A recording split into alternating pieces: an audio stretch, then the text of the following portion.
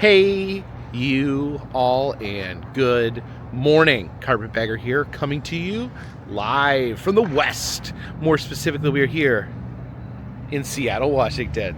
Now, we got into Seattle last night.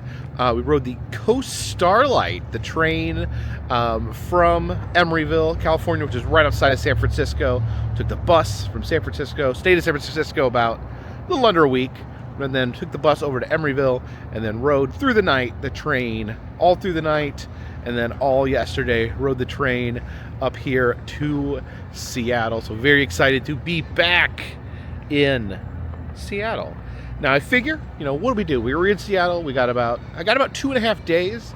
I got today, tomorrow, and then the next day I board my train back to Chicago. Although it's a little later in the afternoon, so I may have some time to do some things in Seattle before I get on the train. But I figure, what is the first thing you do when you get to Seattle? As a bona fide, shameless tourist, what is the first thing that you do when arriving in Seattle? And that is the Space Needle. You board the Space Needle. You take the bottom, you get on the elevator at the bottom of the Space Needle, and you take it all the way up to space. Now, it's been a while. It's been about 7 years since I've been inside the Space Needle. My first ever trip to Seattle was 7 years ago. I've only been here briefly since then, but 7 years ago I went up in the Space Needle. It was actually under construction. A large section of it was just completely sectioned off. So I didn't get a chance to see it before the reconstruction, but I got to see it during the reconstruction. And now, hopefully we get a chance to see it after the construction. So I think we're going to head over there and hop aboard the Space Needle. So please follow me. As we walk over to the Space Needle, over there you can see MoPop, the Museum of Pop Culture. It's a wonderful museum. They got all sorts of great pop culture items. One of these, probably the best collection of pop culture artifacts you will pretty much find anywhere.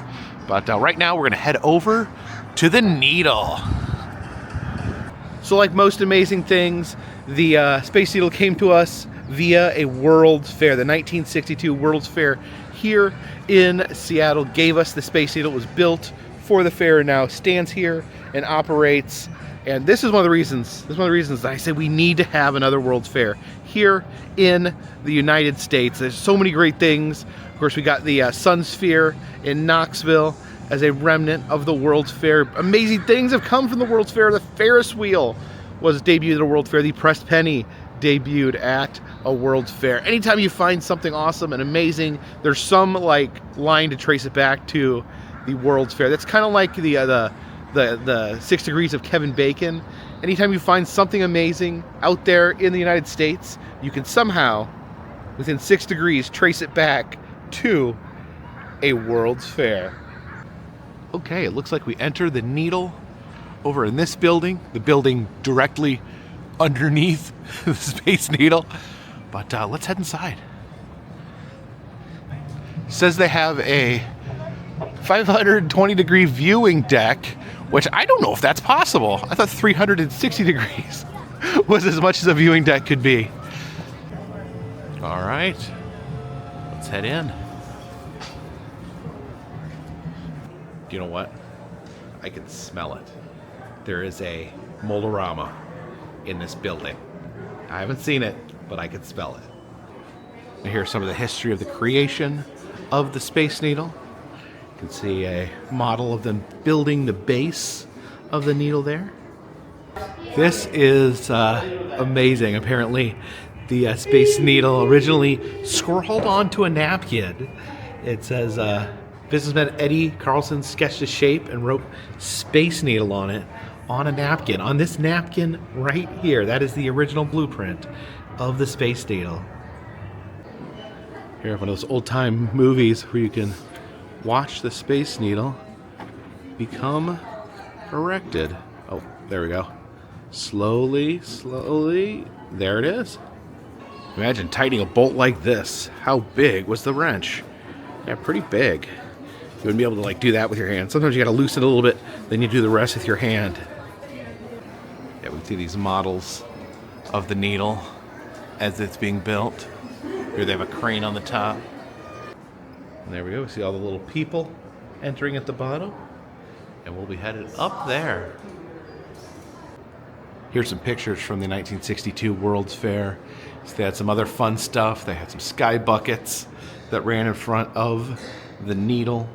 And apparently the home on the Jetsons was based on the Space Needle.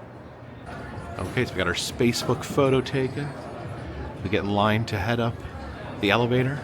Oh, look at this, down in the gift shop. You can see we have this Lego Space Needle there. You can see little people, little Lego minifigs peeking out. Now it looks like they are still doing some work. 7 years later, still doing the final touches. Guess they're modernizing the elevator, doing some work on that 1960s elevator. So here's a map of the top of the Needle. There is a cafe at the very top there, and on the top is the observation deck. There are restrooms up there at the top. I guess you gotta flush the toilet. It goes all the way down. And it says that there is a rotating glass floor. I'm really interested in checking that out. All right, gonna pack in here. In front of you to your right, you have two spiders painted on top of the roof of the armory. Next to that, you have Climate Pledge Arena, home of the Kraken Storm. You have the Seattle waterfront with the Great Wheel to your far left. You got a building with a globe on top of it. That's the Seattle Post-Intelligence newspaper. You got Elliott Bay, Puget Sound, Alki Beach straight ahead in West Seattle. You got the Bainbridge Island right across from us, the Olympic Mountain Range in the horizon. Downtown Seattle to your far left, Queen Anne Hill to your far right. Here we are, about to reach the top. Take your time, everybody. There's no time limit. Entrance to the glass floor, down the stairs to your right. You can go outside and enjoy the view. Okay. Yeah, look at this. When I came up here before, there was seriously just like a one little section where you could come and look out the window. Yeah, but you got your full 360 degrees open here. This is pretty amazing. And since it's Seattle, you can grab a cup of coffee while you enjoy the Space Needle. Now let's just take a little walk here and kind of take in the city. The guy in the elevator gave the most amazing rundown of what we were looking at. He only had 41 seconds, so he had to do it fast, but he got a lot of information in there. And you know what? It is a very clear day here in Seattle. This is a very beautiful view. When I was in Seattle the first time, I remember I literally was here. I was here like a week, and I did not see the sun. Like, it was completely grayed out, but it is a gorgeous, gorgeous day in Seattle. Okay, so let's head outside and get an even better view of the city. Pretty amazing being up here in this iconic structure. You can see those decorative pieces of the Space Needle there. And there is the city, downtown Seattle. Look down by the waterfront. You can see there's a Ferris wheel, some other fun stuff down there. The aquarium's down there as well. The glass here kind of leans out, so you can kind of lounge against that. It's a little unnerving, lounging against the glass. Look at me, I'm lounging on Seattle. All right, that's making me nervous. And look up there, the very tippy point of the Needle there.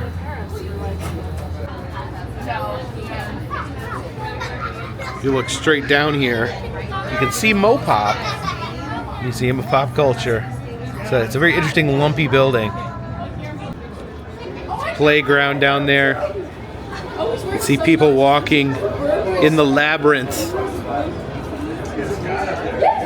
Actually see someone breaching labyrinth etiquette down there. It is really fun here how they've put Easter eggs throughout the city. You can see giant spiders on the roof of that building. Down there underneath us is the Pacific Science Center. Put your feet right there. See Mount Rainier over there. First time I was here, so foggy. I didn't see it. I was here a week. Never glanced at Mount Rainier. Such a gorgeous view out here, and I feel so fortunate. Just days ago, I was walking on the Golden Gate Bridge, one of the most iconic structures in America. And now I'm here a couple days later on top of the Space Needle, which definitely would be in the conversation for the most iconic American structures. I would say, would you guys say? I would say they'd probably both be in the top five at least. In here we have the Tip Top Cafe. The clock here shows what time to eat pie, but apparently it's always time to eat pie. I've actually learned that's not true. Don't eat pie every hour of every day. Oh, and check this out. It's pretty amazing. These pie-conic pies actually shaped like the top of the Space Needle. Maybe we should try one of these pies. Okay, I decided to try the beef pie, the beef Space Needle shaped pie. We can view the city of Seattle from the Space Needle while eating a Space Needle pie there. Let's try this. I don't know if I've ever had anything quite like this. Very flaky pastry there. I didn't get a lot of the filling. I got a lot of the flakiness. Let's see if we can get some meat this time.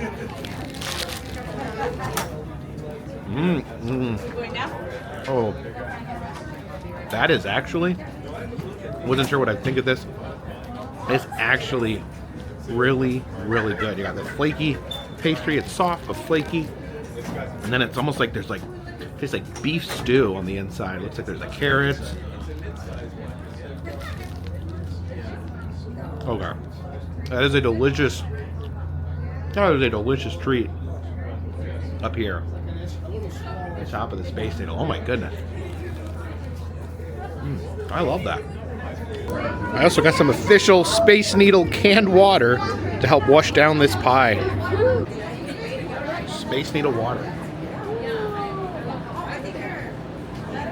Very refreshing. So an amazing view up here, both inside and out, along with some amazing pies. But let's go check out that revolving glass floor. All right, so you gotta walk down these stairs to get to the floor. Okay, so you can see down here on the floor of the Space Needle, that's the stationary section, and then this is the rotating portion over here, moving pretty gradually, but you can see it move. Oh, this looks like it's the rotating VIP lounge here. Connects to this little bar. Looks like the bar is not open this morning. Over here's a little glass section that doesn't rotate, but you can really see down the pole of the Space Needle. Let's get on this rotating platform and see if we can find a good spot to stare at the floor. Look at that, you can see the gears and mechanisms that move the floor. Okay, this is a lot of fun. You can see the pole of the needle there. You can dance here on top of the needle. See cars driving down there, little tiny people in their little tiny cars. And there's a pretty great view from down here. Kind of a unique perspective.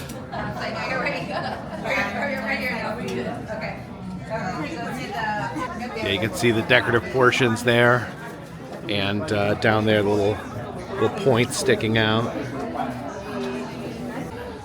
Here you can see MoPop through the floor. If you have the patience for it, you can just stand here and just watch the city rotate around you. If you look down there, you can see the monorail track for the Seattle monorail. Monorail also passes through MoPop. And here it comes. There's the Seattle monorail. Maybe want to ride that tomorrow over to the other section of the city.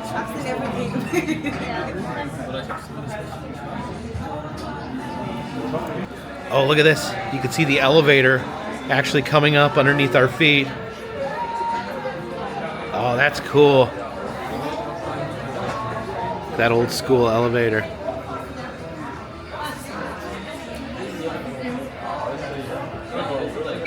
And there's a good view of MoPop. Again, such an interesting building. Looks like a pile of colorful, crumpled up metal. There is the spider building there. Spiders. Now for me, I actually have to be really careful because stuff that rotates like this can really actually disorientate me. If you're like looking at that and it's moving and then like your brain can't quite figure out what's moving in what direction, then I start to get really, really lightheaded. So I need to like be orientated on what is moving and what is not. Because if like you catch something, you look at something the wrong way, it like throws off your sense. Does anyone else get that with rotating platforms? Like like at Disney when you're getting on the conveyor belt, like you have to like can't look at it wrong, or you gotta like be conscious of what's moving and what's not. Otherwise, it'll just screw up your whole equilibrium.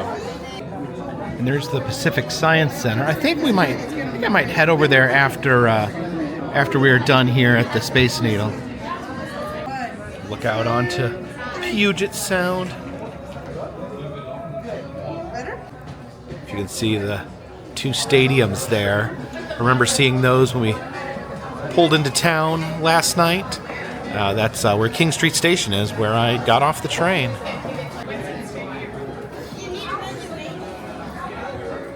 Loading up into the elevator.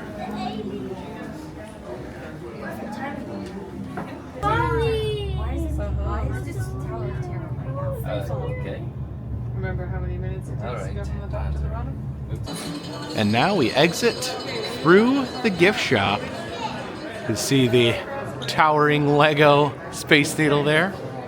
Some Space Needle merch.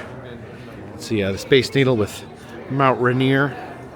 Of course, Bigfoot is big here in Washington. You can see him there with his friends.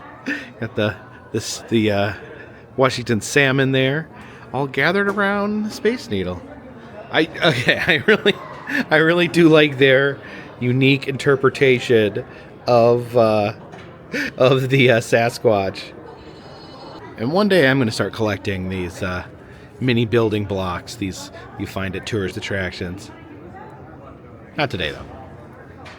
Oh yeah, here you can construct the entire Seattle skyline. Or if you just want the Space Needle, they have that too. You can purchase almost any size or type of Space Needle you wish. Got the Space Needle shot glasses. And all different varieties. Oh, their snow globe game is strong here. Some Seattle snow. Oh, is this one of those like fog out ones? Yeah. Oh, this one's got the monorail, the Ferris wheel, and the Space Needle on it. Oh my gosh. Yeah, I think I love all of these snow globes here. Let's try to shake this one without breaking it. Look at this. It is a plushy Space Needle. Look how happy he is. The kawaii Space Needle. And I knew I smelt it as soon as I stepped inside the Mold-O-Matic from the 1962 World's Fair. The souvenir Space Needle. You have a little television here telling the Space Needle story. Yes, we definitely got to get us a Mold-O-Matic Space Needle.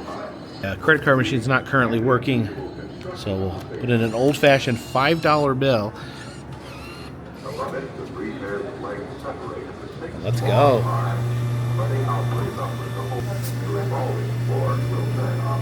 Oh, and there it is. There it is. Oh, I was worried it was going to get stuck there for a second, but we're good. Oh, that bright orange Space Needle. And not only do they have a Mold-O-Matic here, they have some Space Needle pressed pennies and the very rare pressed quarter machine. So it looks like both the penny and quarter machine have the same 4 designs. So you know what? Let's just go with the quarters. I guess they're $1.25 a piece. 4 to pay for it, and the extra quarter to smash. So we have quarter, quarter, quarter, quarter, quarter, and one of these quarters' life is about to come to an end.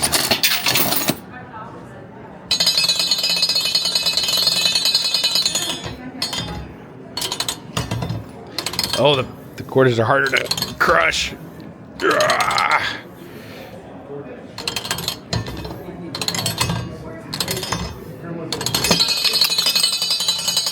And the incredibly rare pressed quarter there. Again, the only other places I've seen these are the Corn Palace in South Dakota and at the now closed Whiskey Pete's Casino in Nevada. Oh, look at that. They sell a t-shirt with the two roof spiders on it. Okay, but this press penny machine has some different designs on it. It's got the Seattle skyline, a boat, Mount Rainier, and the public market. So, you know what? Let's get these cranked out as well.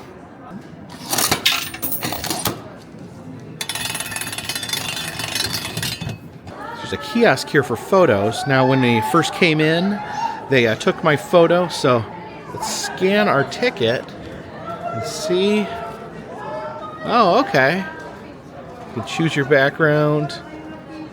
There I am enjoying my time standing in front of Seattle.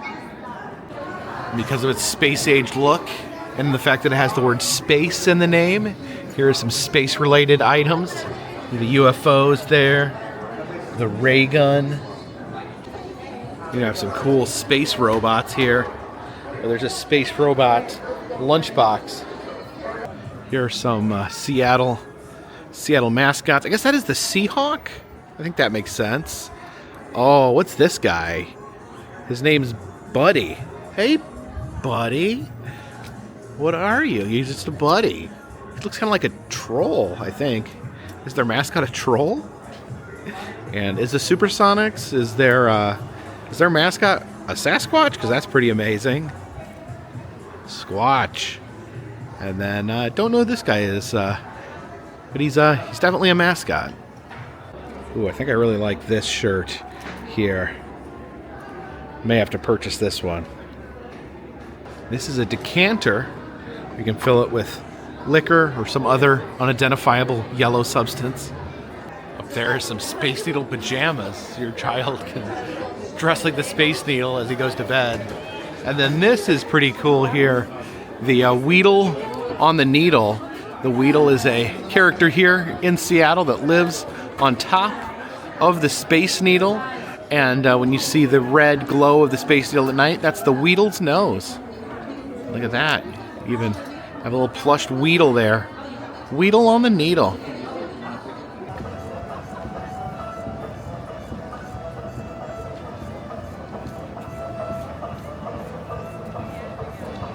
We're not done with the Space Needle quite yet. I'm going to be actually coming back. My ticket I got allows me to come back and do the night. I have a day and night ticket. So when it starts getting a little darker, I think we're going to head back up to the top and get a nighttime view of the city. Yeah, over here right next to the Space Needle, we have the Pacific Science Center, which was also created for the 1962 World's Fair. This was the Science Pavilion for the World's Fair, and it has managed to stand the test of time, much like the Space Needle. I love this historic structure here. It's like walking in to a World's Fair. Got some fountains down here with animals frolicking within. Looks like they're not filled up with water, probably because of the temperature. Then over here, we have some dinosaurs in the fountain. Got the Stegosaurus and a Triceratops. So they're not filling up anymore? So here it says that the pools are no longer filled, I guess because it's a waste of water. It says they lose 26 million gallons of drinkable water to leaks and evaporation. I guess it's an old leaky fountain. So it's still pretty cool, though. It's still an interesting layout, even if it doesn't have water.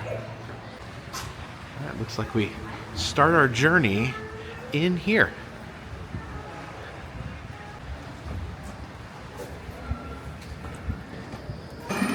Like I've said before, always a good sign when you walk into a museum and the first thing you see is a T-Rex. You can see the T-Rex up there. Oh, there he goes. He's animatronic. You can see him make, well, he moved there. Yeah, you can watch him closely. He's moving. There he goes. Oh, and look at this. Got this T-Rex skull that we can actually move here. So you turn the crank. And there we go. Say raw.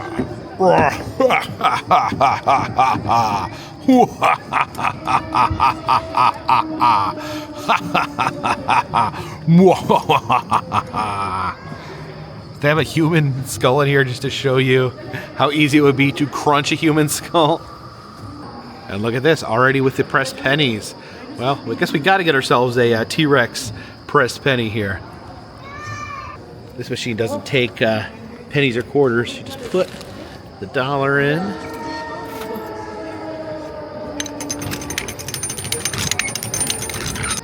There we go, a fine T-Rex penny. Oh, look at this terrifying scene with the Deinonychuses. Oh yeah, this is probably, I imagine this has been terrifying Seattle children for years. Some other dinos here, the Pachycephalosaurus. Got the, oh, Triceratops is moving. Yeah, see him move his mouth? Yeah, some of these move. Oh, he's doing his lunge.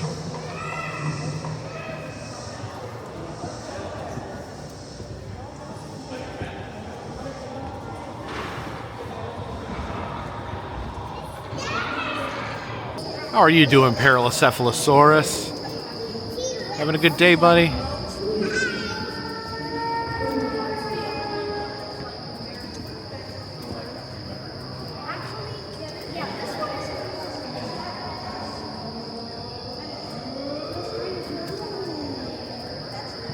Well, you can be my bodyguard, and I can be your long-lost pal. Do do do do do do do do. I can call you Betty, and Betty, when you call me, you can call me Allosaurus.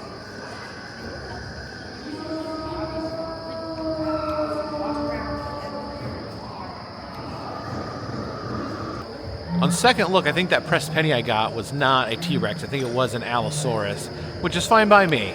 Ain't it, Al? Hey there, Steggers. Oh, this is the Apatosaurus. Oh, looks like with his head down in the bushes, having a snack. There's another one up there. And here is the space section. I guess it's only appropriate to learn about space next to the Space Needle. Rocks from space. Get your hands on a real meteor. Got this meteorite from Argentina here, hanging on a chain. I guess that's so you can actually like lift it up. That is immensely heavy. It's basically like a solid chunk of metal.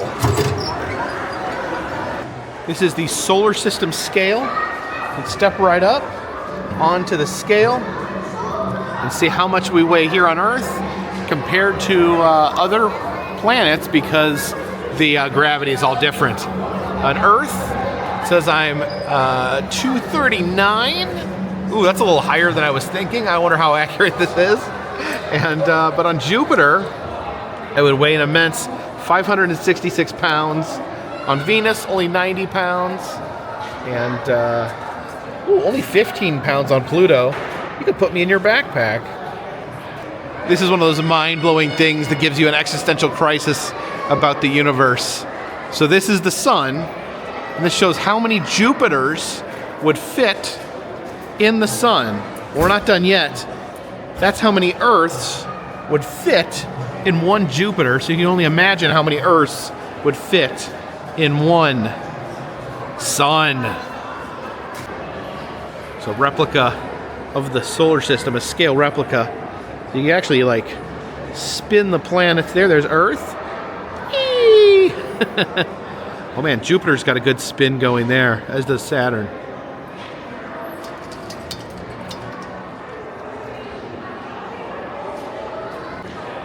looks like there is no Pluto. How sad.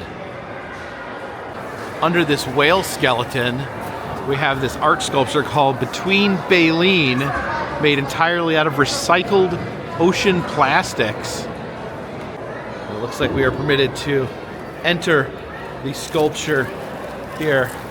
So we are surrounded by, of course, baleen is the teeth of whales, where they filter their food. Of course, you know, ocean plastic's a big problem. All these little particles get into the ocean. That's no good. Oh my gosh. Okay. And there we go. We escaped the baleen. See that giant brain hovering above us all. Now this here asks us, how does our body move? Oh, okay, you can see I have a skeleton and muscles. So I stretch my arm. There we go. Stretch my arm. Kick my leg, doing the robot there.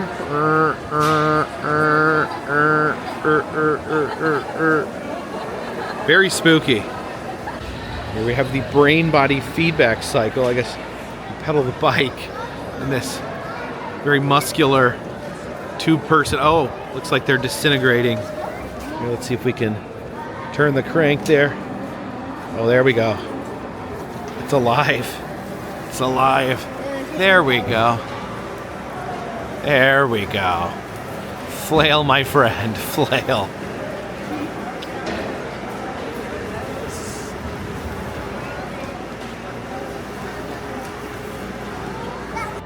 Our project here, If Then She Can, has these 3D printed models of women in STEM, science, technology, engineering, and math.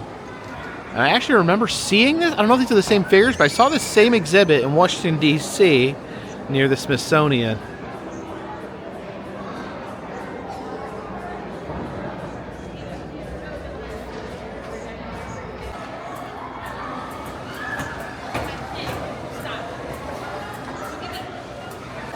I have a tropical butterfly house back here. So the main rules of the butterfly room: no poking the butterflies and no stomping the butterflies. Now they did say that the butterflies are sleepy today because it's cold outside. Pretty warm in here though. Look, you can see here one snacking on a piece of fruit. There's the emerging window where all the cocoons are. You see this big yellow warning sign here. It's because there is a butterfly resting there on the ground. So they got this sign here to make sure that no one accidentally steps on it. And here's the moth cage. Look at that. That's amazing. It's a beautiful moth. Yeah, I guess the butterfly's kind of lethargic today because of the cold weather. Are you sleeping, Mr. Butterfly? Shh, don't wake up the butterflies. Oh, there's a flying one. There's a flapping one right there. And here's the mirror so we can double check, make sure we don't have any butterflies clinging to us. We don't want them to follow us home. Okay, there comes a time in every man's life where he has to try to lift 550 pounds with one hand. So let's see, got the 550 pound weight there. We'll give it a good pull. Oh, yeah, you can see I got it. I got it up. Whew. Oh geez, careful. And as we head out into the courtyard here, you can see the Space Needle, people from up there looking down upon us.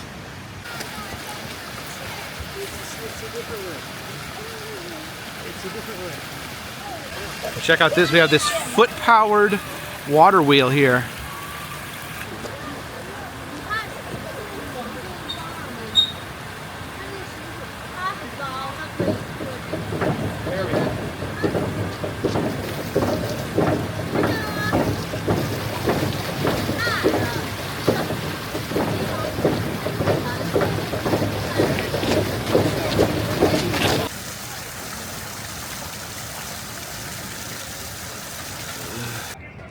We exit through this old school turnstile here. Oh man, that's not easy. Okay, there we go.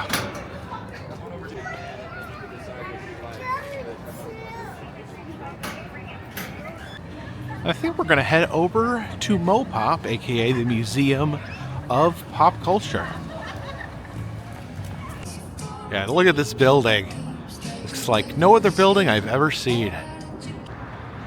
Here out in front of MoPop, we have a statue of Chris Cornell, famed grunge musician. Okay, I think you actually enter over here in the red portion of the building. And here we are. Yeah, you can see the interior here, equally as unusual. The first section we're heading into is the Sci-Fi Hall of Fame. Now, one thing to understand here at MoPop is it's essentially the greatest collection of pop culture artifacts anywhere in the world. I mean, right here, the first thing we're taking a look at is the lightsaber from Star Wars. And then that is Luke Skywalker's hand that was chopped off in The Empire Strikes Back. So both screen-used Star Wars props. This is an Iron Man mask from Iron Man. It says this was actually used by stunt performers. There is the outfit from Tron. You can see it's actually black and white. I think they added like the glowing blue effects to the movie. This is the mask from Species 2. It was actually created by H.R. Geiger, same person who created the classic Alien costume design. I mean, look at this. You have Dr. Zaius. Dr. Zaius, Dr. Zaius. Dr. Zaius, Dr. Zaius. Yes, Dr. Zaius from Planet of the Apes. The full costume here. You can even see like his little ape shoes where he actually has a like a thumb-like appendage on his feet. You know, because he is an ape. I can't believe I'm sitting here face to face with Dr. Zaius.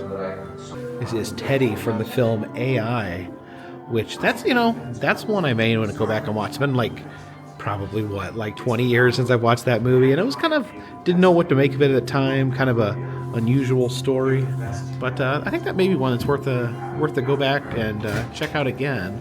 This one is the like animatronic. You can see the cords there. It's a silicone bust of Keanu Reeves used in The Matrix from the scene where Neo wakes up to find that he is just a human battery being used to charge machines. Here's a scale model of the building we are currently in. Now, this originally opened in 2000, and it was called the Experience Music Project, but it kind of grew into a museum that featured more pop culture items, not necessarily all related to music, and it was renamed MoPop. You can see the music roots here with this giant tornado tower of musical instruments. Yeah, just look at all these different guitars here. Oh, I see a banjo. The guitar gallery here featuring guitars from famous musicians. This is Woody Guthrie's guitar. We have Muddy Waters' guitar and Buddy Holly's. And see, sitting here just next to the guitars, for no real apparent reason, there is a screen-used Batman costume worn by George Clooney. I mean, this place is just amazing, isn't it? Let's check out this section here. Massive power of pop culture. It's different video games, video game controllers. It's the original PlayStation, the original Xbox there. This is where I started. Actually, my first system was the NES, Nintendo Entertainment System. This was the Max. They sold this as a theoretically better controller. I think it had some odd features. I never liked this. It had turbo too, which all those bells and whistles really didn't help play much, to be honest. Now, I did play Atari as well. My grandmother had the Atari with this joystick that's like impossible to move. Yeah, I remember seeing the Nintendo 64. I remember Christmas morning, 1996, getting getting a Nintendo 64 and just thinking that I've never seen anything like it. Nothing's ever going to get better than this. I was just blown away. There's the Wii. Love the Wii. Wii's a classic. Oh, and a Super Nintendo controller. Although this is like a off-brand controller. Usually, if the second controller, getting the brand name was so expensive. So a lot of times you did end up with like these off-brand controllers. Talks about the Muppets here. I actually have. This is not Kermit the Frog. This is Robin the Frog, which is Kermit's nephew. I actually do remember Robin, but he's not as popular as Kermit. It's still pretty cool to have at MoPop. This here is called Waffles and Mochi. Not familiar with where this puppet is from. It says it's on loan from Netflix. So if anyone knows where this creature is from, leave a comment in the comment section. Here is Lizzo's New Year's Eve outfit from 2018, asking the eternal question, why men great until they gotta be great? This house here featuring all these different generations and styles of Barbies. Here's some artifacts from 2020 where it talks about the COVID shutdown and the converging into the Black Lives Matter protests. It's actually talking about stan culture, I guess a phenomenon where people become ultra attached to a celebrity, but it can actually lead to toxic behavior with online harassment and bullying. Talks about cosplay here. We have the Master Chief cosplay. Actually, this is called Meowster Chief because it is a cat-themed version of that character. Wow, again with the Star Wars props. This isn't even down in the Science Fiction Hall of Fame. This is actual Darth Vader suit worn by David Prowse. You can see kind of it's like weathered and worn from use. That's Vader right there from The Empire Strikes Back. Oh my goodness. It's pretty intimidating. Over here is Darth Vader's lightsaber. We saw Luke's downstairs. Upstairs they have Darth Vader's. What is the future of pop culture? Is it Chappelle Roan? Okay, I know most of these, I think. Chappelle Roan is a singer, a person that sings music. Fortnite is a video game. Skibbity Riz, I don't know what that is. Yeet, that's what Jey Uso says. And Pete Bog Craze, no clue. So what is that? I'd give myself about a 2.5 score from there. Talks here a lot about MoPop and their collection, how they take care of the collection, how they decide what goes on display. I always found this interesting about museums. When I worked in a museum, the truth is that most the items are off exhibit. It says that they have more than 80,000 artifacts in their collection, but only shows several hundred in the museum. Shows why you shouldn't touch things in a museum. It shows the different items here, and it shows here's where they let you touch it, and you can see it's all gross and messed up, but it's pristine here, just left alone. That's what, don't touch things in museums, people. This is my plea to you. Shows how they have things boxed up. These are different Star Trek props. We've got the phaser, the communicator, and then a parasite bug there in a box. There's a shirt from T2, that famous scene where the T-1000 is shot, but he's made out of mercury, so it just disforms him a little bit. Showing a sneak peek at some of the new artifacts here in the museum. They have Prince's shirt. I guess all this stuff in this case belongs to Prince. And there we have Mork's outfit from Mork and Mindy, worn by Robin Williams. Wow. These galleries here are divided into 3 sections: sci-fi, fantasy, and horror. Let's check out the fantasy section. Oh, gotta get the big door. Yeah, different props from different fantasy movies in here. We got Arnold Schwarzenegger's sword from Conan. Got this hat from Harry Potter. I was actually thinking about watching that movie. Yeah, look how it's laid out in here. Look over here, we see the dragon here in the dungeon. I think he's sleeping. Absolutely amazing.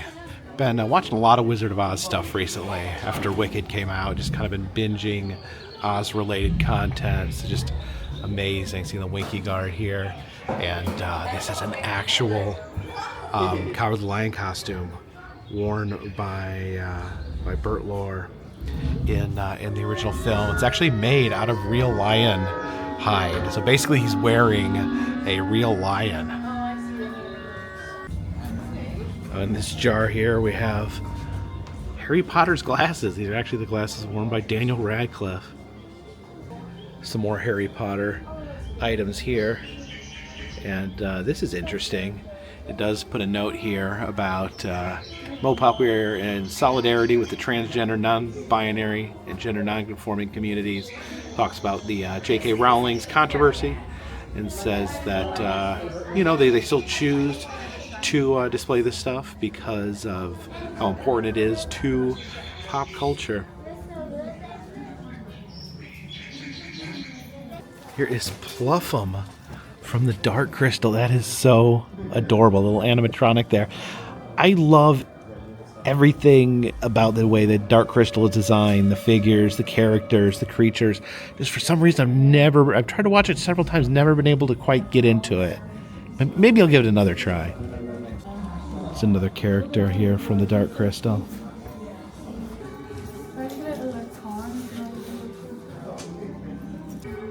These little green bat bombs here from Batman Forever. Apparently Jim Carrey's the Riddler used these little green bombs shaped like bats. I don't even remember this part, and I love that movie. Talks about fantasy and role-playing games here. Here is early version of Dungeons & Dragons. And then my teenage obsession, Magic the Gathering. Time to check out the horror section here at Scared to Death. Heading down the PG-13 staircase. Oh, yeah. Oh, look at this structure here. This is made out of Hannibal Lecter masks. So you see all these people in terror, screaming and yelling. Yeah, and this big freaky thing following along with this. As creepy noises are pumped into the staircase. This is actually pretty terrifying. I guess we enter through the maze of corpses.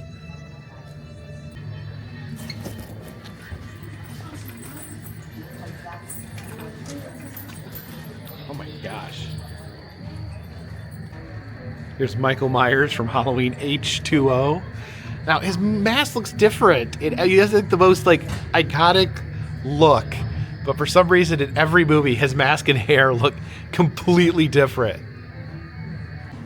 And his counterpart here, the yin to his yang, Mr. Jason Voorhees. One of the original Alien costumes there.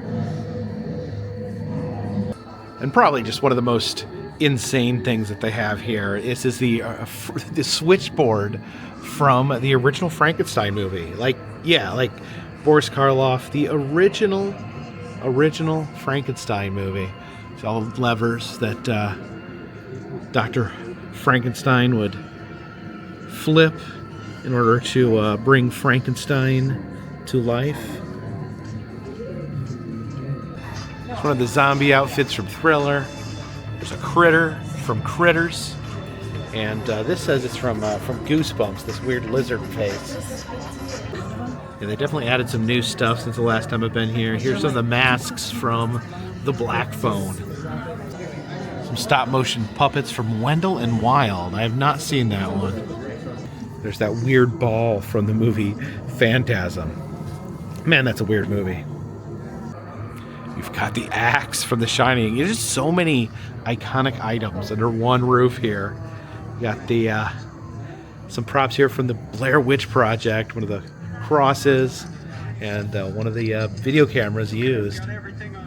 Here's the Scream booth. We can actually enter this little booth here and I guess add our Scream to the collection. Okay, into the Scream booth here. Place your hand on the screen to begin. I don't know what this is. Good Scream. So tell me, are you feeling angry or do you want to be scared? 3, 2, 1. Ah! Well done. All right, there's my scared scream. Oh my gosh. Yeah, that's pretty hilarious. What's occurring in here? Oh, these are the zombie fish tank heads from The Walking Dead. Creepy. They have two separate sci-fi sections. We saw the Sci-Fi Hall of Fame. Here's the rest of the sci-fi stuff in Infinite Worlds of Science Fiction.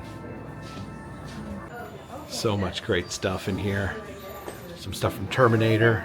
There's the pointy finger of the T-1000. We saw his chest upstairs. And then look who lives here. Greedo. Greedo lives here at MoPop. Look at his weird fingers. How would you even shoot first with weird fingers like that? And there is a stop motion Han Solo. Apparently that was used in the scene with the Tauntaun on Hoth. It's a brief stop motion scene. Look at this guy. This is General Rothar Saris from Galaxy Quest. Pretty terrifying creature. A proton pack and one of the ghost traps from the original Ghostbusters. This is a character from Battlestar Galactica, Ovion. I haven't seen this. I'm just always drawn to just like the cool creatures though. There's a model of the second Death Star. You can tell it's the second Death Star because they're still building it. Oh, and a whole set of hoverboards from Back to the Future too. There's Marty's, and then I guess those are the hooligans that chased him. These beams right here, this is actually the monorail platform that runs up through the middle of MoPop.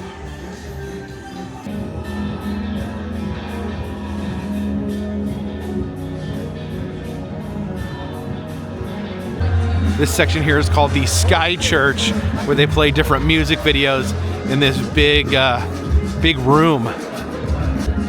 It's time to exit through the gift shop. As you would expect, their gift shop contains a lot of pop culture items. We've got Chucky, we've got Reagan, we've got Dracula. Get yourself a MoPop hoodie. Pick up a couple of Fennec Shand Funko Pops. Now, I always keep an eye out for Funko Pops because Jen collects them. And I swear, there was one point in time where there were so many Fennec Shand Funko Pops, I didn't even know what to do. Like every store I went into would just have stacks and stacks of Fennec Shand Funko Pops. And a bonus point to you if you remember who Fennec Shand is and what they were featured in. Oh my goodness, it's a plush Sega Genesis. It doesn't even have a purpose. It's just a plush Genesis. You got the controller there. What are we playing? Oh, Sonic 1? That's good. I love this. It's so silly, but I love it. And they don't have an overabundance of items that are specific to the museum. They do have some keychains here and some Christmas ornaments there with the museum on it. It's one of my favorite museums in all the country. Just an amazing collection of pop culture. But I see that the sun is starting to set, so I think we're going to head back up into the Space Needle. Oh, look. The monorail passing through there, coming out of MoPop.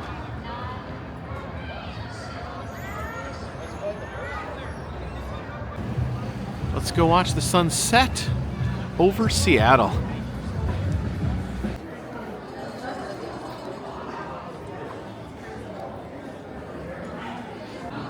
Looks like the elevator's getting a little backed up right now.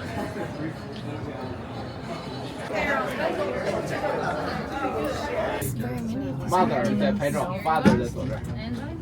往下走。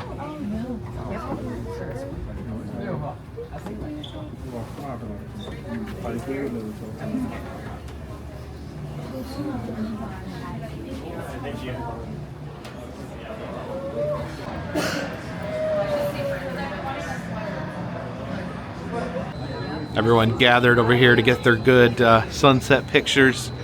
You can see the sun has set, the sky is pink over the beautiful city there. You can see Mount Rainier there in the distance. And I guess we will just hang out here on top of the Space Needle as the sun continues to vanish and watch this beautiful city light up at night.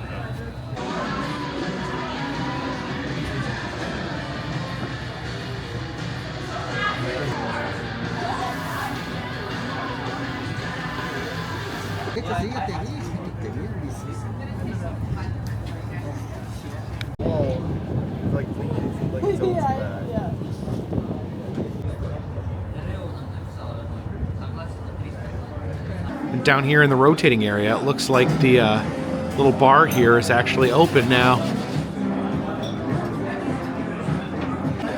Let's go get a seat by the window.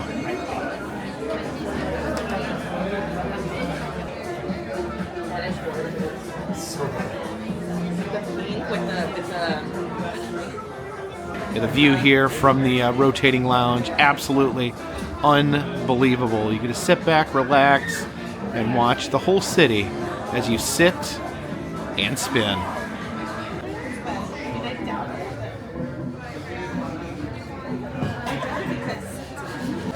They have ice cream, they have burgers, they have hot dog.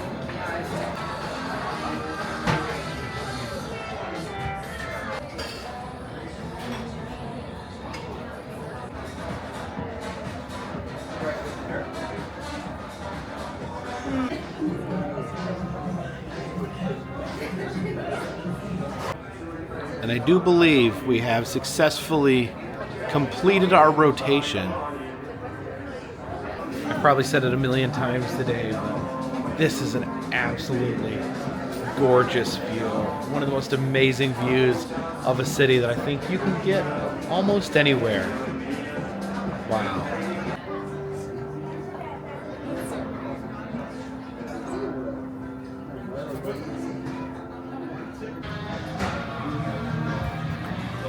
Do you see the colors? Yeah, it was beautiful. Intense, yeah, they are beautiful. Do you know why they are so intense? What is that?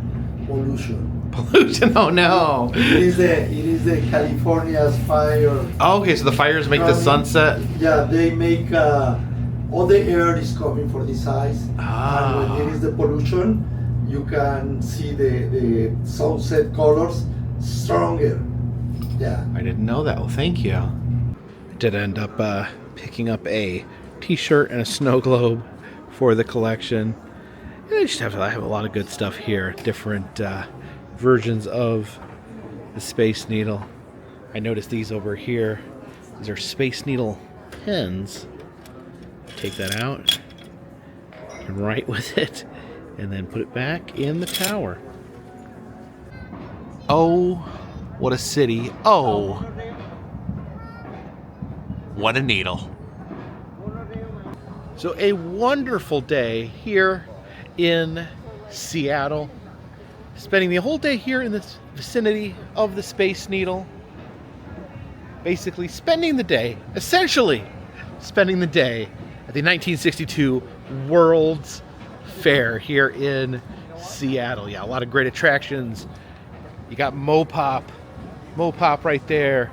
You got the Pacific Science Center over there, and then towering above us, you have the Space Needle. So wonderful first day here in Seattle. I think tomorrow we're to take the monorail down to the market area. There's some fun stuff to do down there, so stay tuned for that. Thank you guys so much for watching these videos, watching me travel around, doing silly stuff in different places. It means a lot to me. If you do like these videos, though, please consider contributing to Patreon, $3 or more. Get you a postcard once a month from me to you. Also, we are selling enamel pins in the Etsy shop. We're selling motel key fobs. Maybe we should get some Carpetbagger snow globes at some point. I don't know how to make a snow globe. Put that one in the back burner. Also doing personalized messages on Cameo and all that stuff. All that stuff helps keep this train on the track, this boat in the water, and this needle in the air. Until next time, my friends, this one's in the bag.